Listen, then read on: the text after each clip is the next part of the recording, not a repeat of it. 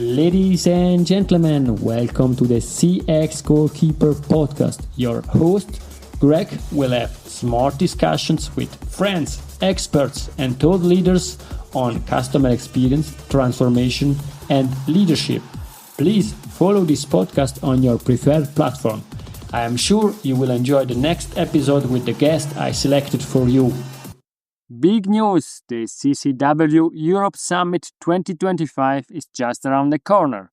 October's must-attend CX event.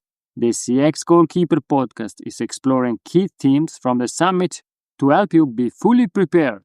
Join Europe's top CX leader to benchmark, network, and co-create in an environment built for innovation. Spots are limited. Register now using the code CX Goalkeeper 20. I repeat, CX Goalkeeper 20 to save 20% on your ticket. Click the link in the show notes and secure your spot today. Let's shape the future of customer experience together. Ladies and gentlemen, tonight it's really a big pleasure because I have one of the founders of customer experience together with me. Hi, Bruce. How are you? Awesome. Thanks for having me. And also from the first words, everybody already knows this is Bruce Temkin on the CX Goalkeeper Podcast. Thank you very much for accepting the invitation and for helping me spreading the word of customer experience, transformation, and leadership. But without further ado, let's really start presenting today top players. And I think this is one of the top 5 players in customer experience worldwide. And therefore, Bruce, could you please introduce yourself? Sure.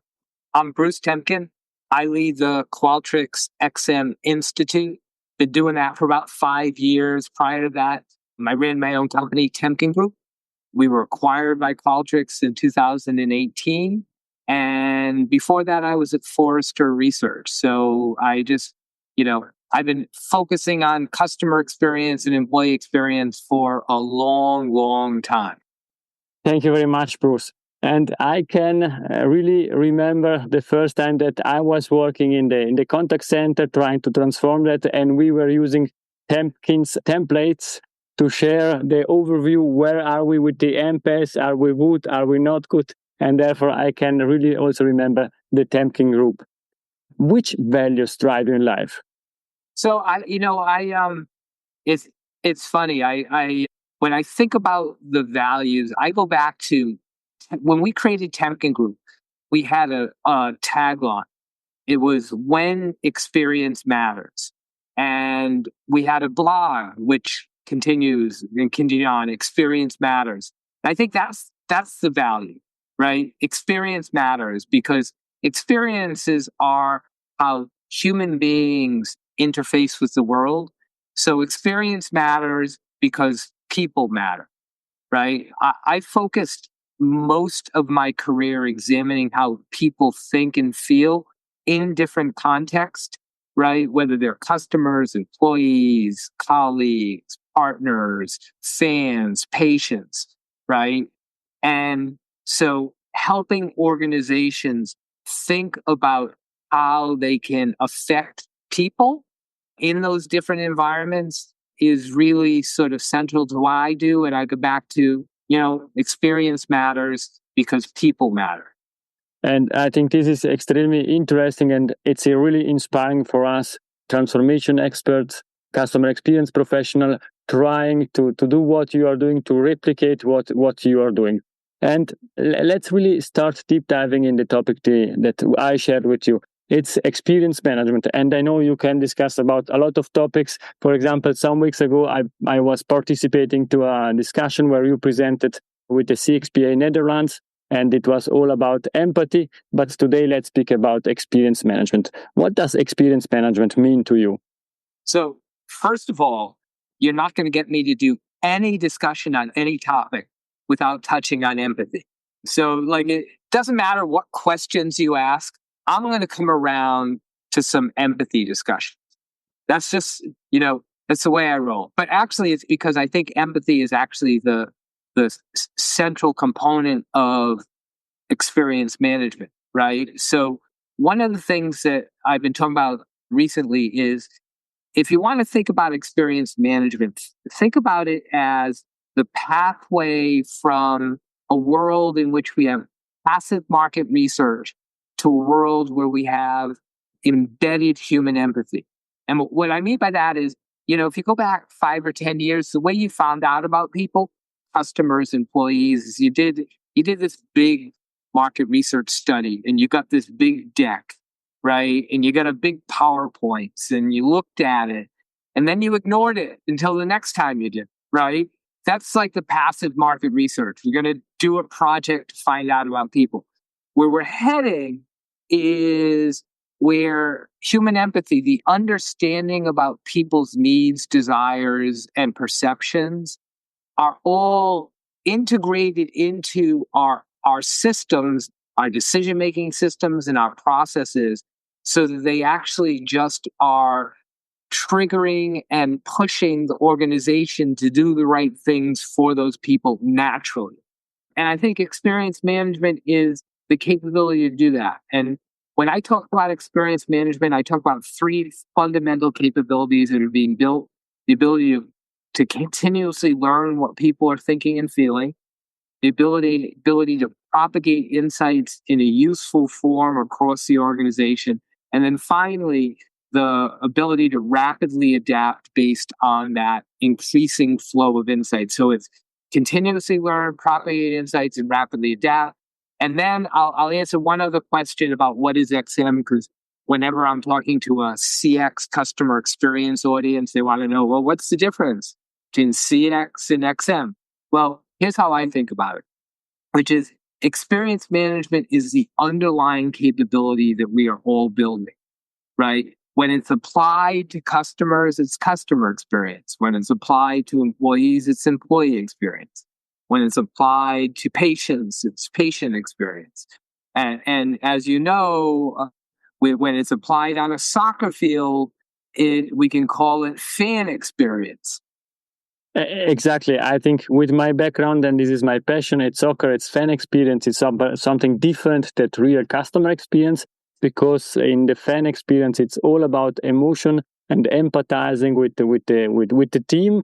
And in my corporate job, I'm working in an hospital responsible for the digital transformation, and patient experience is different than customer experience. I don't say it's more important, more relevant, but when we are in hospitals, it's the customer, the patient, it's key, because it's about life or death, or keeping the quality of the life of the patients. And therefore, I fully understand what you are saying. So I will say, you won't say whether patient experience are more or less important than other things. I think it's probably more important than most things. Clear, because we have only one life, but I want to be also fair, transparent, and that not everybody can work in the patient experience. This is extremely complicated, because it's also about really understanding them, finding solution for them, tailoring them, and ensuring that also the family around this patient has all the information that they requires and can take care about this patient. Now, you see that? Remember how I told you we're going to talk about empathy? I got you showing empathy. Bruce, together with you, everybody gets empathetic, because you are so engaging, so involving, and you are explaining so well what's experience management, and you have really a great background sharing all these stories and all this information. You shared these 3 topics, but I know that you also defined 6 rules in experience management. Let's go through them. Could you please share them? Yeah. So let me give you a background. I'll get to the 6 rules, but why 6 laws? Why do we have 6 laws? Why do I have 5 of anything? Why do I have 4 of anything? So one of the things that I've tried to do is, whenever I felt like there was an audience that needed to learn something, try to put together a conceptual model that was easy to understand, easy to follow, and easy for other people to take and share, right? And so one of the things when we were thinking about the 6 laws were, how can we talk about experience management in a way that it's meaningful to senior leaders all the way to customer experience practitioners, so that they'll get it and understand it. So here are the 6, and also Collectively, the 6 laws help someone understand the entire domain of experience management. So that's a lot of expectations for 6 things, but we worked pretty hard to come up with the laws. And I think that if people understand and apply them, that they'll actually have very strong experience management efforts. So here they are. The first one is that people are emotional, not rational, right? That gets at the fact that you have to think about human beings differently than normally you just think about them. You have to think about their emotional side. The second is that journeys add meaning to moments. Oftentimes, whether we see people work on relationship metrics or on interaction metrics, and it's really hard to make any decisions with either one of those. Where you're able to really understand context and drive decisions is in understanding the journeys that people are on. And sometimes that's jobs to be done. The methodologies are also really focused on journeys. So that's number 2. Number 3 is that action transform insights into value. And the reason we picked that one, actions transform insights into value, is that you may be doing a voice of the customer program. You may be measuring your digital interactions. You may have a patient monitoring system. But at the end of the day, the only place where you're adding value is by taking actions based on those insights.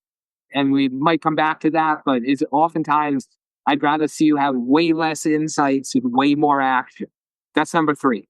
Number 4 is that commitment aligns behaviors.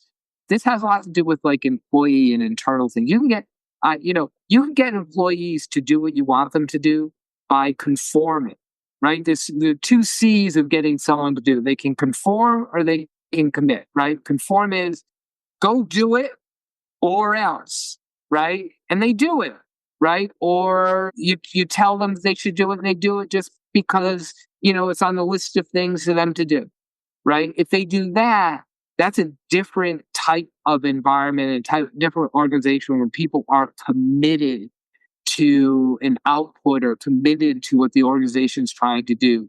So commitment aligns behaviors as opposed to forcing behavior. Law number 5, we're almost there. You're making it so far. Law number 5, leaders boost or break inertia. And the reason we have this law is we want everyone who thinks about experience management to know that we're all change managers, change agents. At the end of the day, experience management, customer experience, employee experience, it's all about getting our organizations to do something different in the future than what we're doing now, right? We're not like engineers or accountants that come in and just do what's on our list of things. We're actually coming in and trying to get the organization to do something different. And in order to do different, we have to recognize there's a lot of inertia, right? Everyone in an organization wants to keep doing the same thing. So this is really to signal that leaders need to sign up for pushing and breaking down that inertia, because if they don't, then they are actually part of keeping the organization from changing. And then 6th law is that XM is a habit, not an act. Meaning, Aristotle had this great quote that is excellence is a habit, not an act. And so XM's like that, which is you can't do it once, right? You can't come out and do a project or do it. And I love it. I just saw Simon Sinek had a great video where he talked about things like going to the gym. So I think about experience management like going to the gym, right? If you go to the gym and you work out for 3.5 hours and you go look at yourself in the mirror, you look the same. You go a second day, you work out for 3.5 hours, you look in the mirror, you look the same. So it's like any one of those gym workouts doesn't really matter, doesn't have an impact. But if you keep doing it for 6 months, you're going to look dramatically different and much more fit. And I think experience managers like that, we have understand that it's a commitment to change over time, not a single project. I really love all of them. And one comment on the last one, you used the example of Simon Sinek, perhaps also the same example from a soccer point of view. every day soccer players are training. They train the complete week to play the game, to improve themselves as individuals, and therefore they are training by themselves, but they are also training together in the team, because to achieve what they want, only the team can achieve that, can score goals. And therefore, I fully understand what you are saying. But now, sorry, yes. I want to go back to the team, the soccer or football, as you're probably more likely to call it.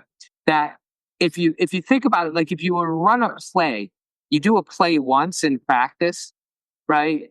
You're not done with it, right? You got to run it over and over and over again so that it becomes ingrained in the habit. So that when it's sort of happening on the pitch, right, that every player instinctively knows what's happening and goes to the right place without having to think about it, without being told to go. It just becomes part of their natural habit when that play forms. Just like that. You have to get those plays forming inside of companies for experience management to take hold. Exactly. And now perhaps a not so empathetic questions. I will ask you to choose between your children. Which one of these 6 laws do you prefer? Oh, goodness. I would say, well, XM is a habit, not an act, is an easy one to jump on, because ultimately, if you don't get that right, none of the others matter. So, but we talked about that one, so I'm not going to pick that. That one already had enough. So I will go with people are emotional, not rational. And the reason I picked that is, at the end of the day, I prefer talking about people than all that other corporate stuff anyway. Right? So if I have a choice, I'll choose the people one. And people are emotional, not rational. I like that because a lot of it builds in a few things. First of all, the importance of emotions, right? Maya Angelou said that people forget what you say, they'll forget what you did, but they'll never forget how you made them feel, right? So feelings are important. So I think that one captures that essence. But also, I love experience design elements. Now, I love looking at behavioral economics and trying to understand how people are going to respond to specific situations. And oftentimes you can really anticipate how people are going to react to whether it's a web design, whether it's experience at a hospital, whether it's airport experience of plane. And if you can anticipate how people are going to respond to it, you can do a better job of designing those experiences to begin with. So probably people are emotional, not rational is the favorite of my 6 laws, my 6 children laws, child laws, wherever we call them, my 6 children. No, thank you very much. Please allow me to share a short example on that, because you spoke about empathy, and I use this word because I think it's relevant. I have the duty as responsible for the transformation of this hospital also to do shadowings, to work with nurses and physicians and understand what they're doing and really see what they're doing and how they are interacting with the patients. And I try to cut the story really short. There was 86 years old. It was really very, very, very sick. And it was Friday evening. And he said, I want to go home. And all the physicians told him, no, please stay here. You should stay here.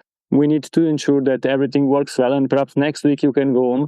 And then it started a really long discussion, and the physicians were there, took the enough time to speak with him, to discuss with him, trying to understand. And after 10 minutes discussing about I want to go home, they were able to find out that this man wanted to go home because the cat was at home. And nobody during the weekend was able to provide to the cat enough food to survive and all this stuff. And therefore, I think this is exactly what you're saying. From a rational point of view, this man was aware, I need to stay here. But from the emotional point of view, the cat was the last, something like human being for him on the world, and he wanted to go home and to take care of his cat. And therefore, this is, I think, one extremely important rule.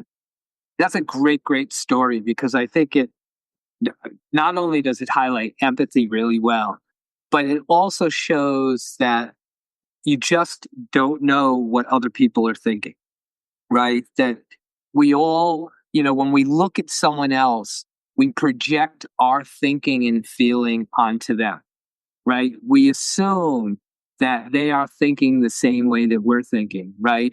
But those doctors looking at this 87-year-old man didn't look and say, well, probably has a pet at home that he's worried about, right? They're thinking, like you said, the rational thing. Well, he's got to stay healthy. To stay healthy as he can, he's got to stay here. That makes nothing else really matters, because if doesn't have his health, it's not important.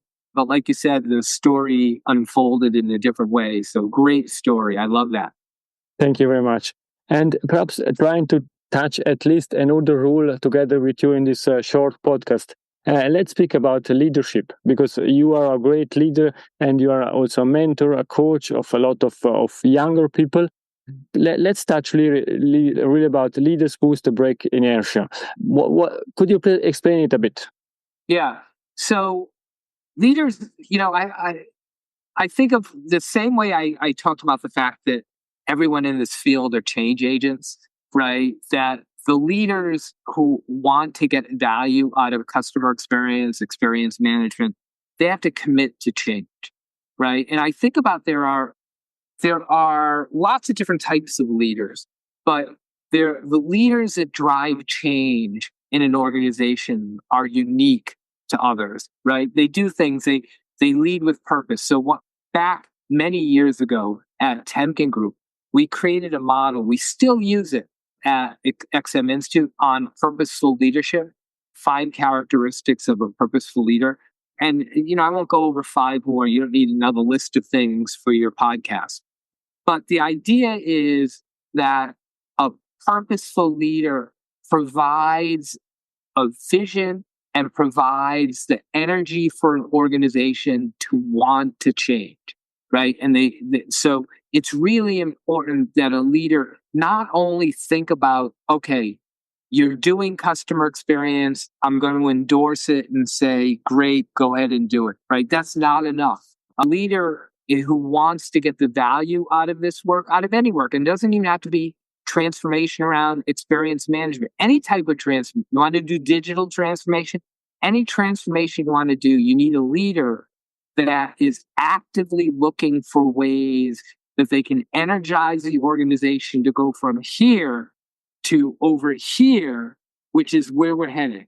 And so being purposeful and showcasing the desired behaviors yourself, right? If you want the organization to use insights and data about patients in the decisions that they want, well, as a leader, you should start using that data yourself, right? Because what I oftentimes say is that people end up making decisions. A woman was a quote that what you do speaks so loudly that I can't hear what you said. There's a quote, Cory Booker used it, a U.S. senator, but what you do speaks so loudly I can't hear what you say, meaning when an organization looks at a leader, they don't read the emails that come out that closely, but they do see what that person is doing, right? They see who that person spends time with. They see who that person promotes. They see the agendas that person has on their staff meetings, because those cascade down to other staff meetings. So the role of a leader is really to help the organization go from one spot to another. And that takes work. And I think being purposeful about it is very important. Thank you very much. And I think also you as a human being as a leader, you did that several times with different teams, with different people and so on.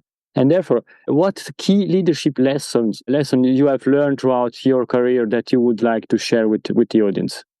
Yeah, I've learned a lot, mostly because I feel like what I am passionate about, one of the things that obviously I'm passionate about people and experience, but I'm personally passionate about learning.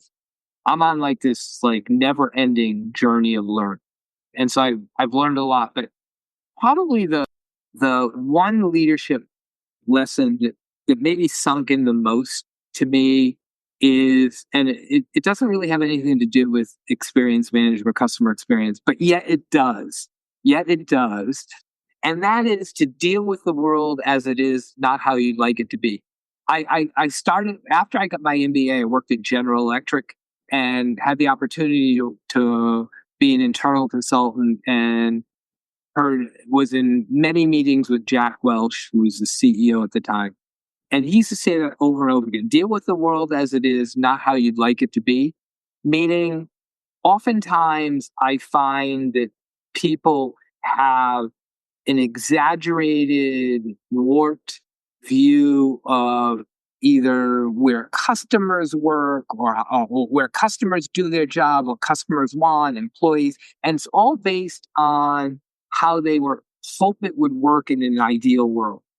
But if that's the environment that we think is there, then we end up making bad decisions, as opposed to recognizing that, there's messiness in the world, and it's okay to understand that it's messy, because that's the reality, what we're trying to interact with, right? So I think that's probably been my biggest lesson, just to deal with the world as it is, not how you like it to be. Let's have a foundation of fact and understanding, even if it's bad, even if the situation is bad, it is what it is. So I guess I'll do that. And I think this is something that we can and we should leverage also for patient experience, because the situation as it is, and we need to deal with it. You are also extremely visionary. Therefore, I'm super keen to ask this question. Let's think that in 10 years' time from now, we are back on the CX Goalkeeper podcast. What we are discussing about? So, first of all, it won't be me here. It'll be a virtual rendering by AI that is answering all of your questions. I'm not even sure if you're going to be there, because the host will probably be replaced by a chatbot at that point in time. So anyway, this thing will be going on. There won't be any humans involved with the discussion. It'll just be I'm just kidding. Humans will continue to have discussions even in 10 years. But seriously, though, AI will have been embedded in all of the activities that we do, right? We'll no longer be talking in 10 years. We'll no longer be talking about like AI is this thing. It's just AI is powering all the stuff we do, which means that I think one of the things that we'll be talking about on this podcast is how we're getting better at understanding and catering to the emotional needs of every single individual, right? So that 87-year-old who has a cat that needs to be fed will have very specific treatment, because we will have understood that, we will have anticipated that, and we would be treating him specifically different than we're treating every other patient, right? And so there's a lot that goes with that, right? Because as you know, in a hospital, doctors are going to have to change their perspective. And so it's no longer going to be okay for a doctor to treat everyone the same, right? We're going to be in a world where the fact that we have AI and understanding will make sure that everyone's individual needs are brought to the surface. And we'll be talking about how we're doing that, how we are propelling our AI to do an even better job of dealing with everyone's situations, especially an 87-year-old patient in the hospital.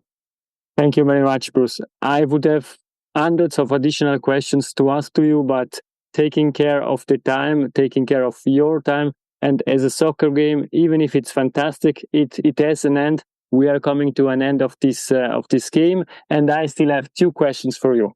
In the extra time of this episode, what's the best way to contact you? So follow me on Twitter, follow me on LinkedIn, but come visit us at xminstitute.com. One of the things we do is we publish tools and content to help experience management, customer experience, employee experience practitioners. So the first thing I would do is come visit us at xminstitute.com and sign up for our monthly journal so you keep up to date on stuff we're doing. Thank you very much. And now we are really coming to the last question. Is Bruce golden nugget, it's something that we discussed or something new that you would like to leave to the audience? Okay.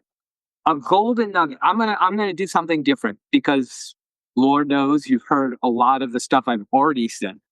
And here's what I'm gonna say. I'm gonna talk to like your audience, right? Imagine that everyone listening cares about customer experience. The world needs more empathy and humanity, and the work that you do is critical, right? The work that we all do. Don't get frustrated that the organization isn't changing fast enough. Don't get upset that everyone doesn't get it.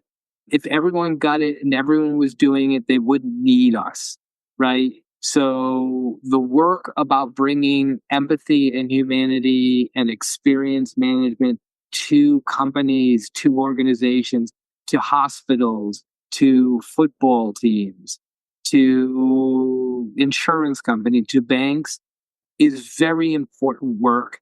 And even as AI comes around, it will remain important. So stick with it. Well, we need you doing even more of what you're doing today. The only thing that I want to say is thank you very much, Bruce, for your time. I'm not allowing myself to comment your golden nuggets. Please stay with me for the conclusion. To the audience for today, it's everything. Thank you very much. I hope that you enjoyed this outstanding episode with Bruce. We love feedback. Feel free to contact Bruce to the channels that he shared. You will find all this information also in the show notes. Join the XM Institute. You will find a lot of interesting stuff that you can use, leverage to improve experience management. Thank you very much, and bye-bye. If you enjoyed this episode, please share the word of mouth. Subscribe it, share it. Until the next episode, please don't forget, we are not in a B2B or B2C business, we are in a human-to-human environment. Thank you.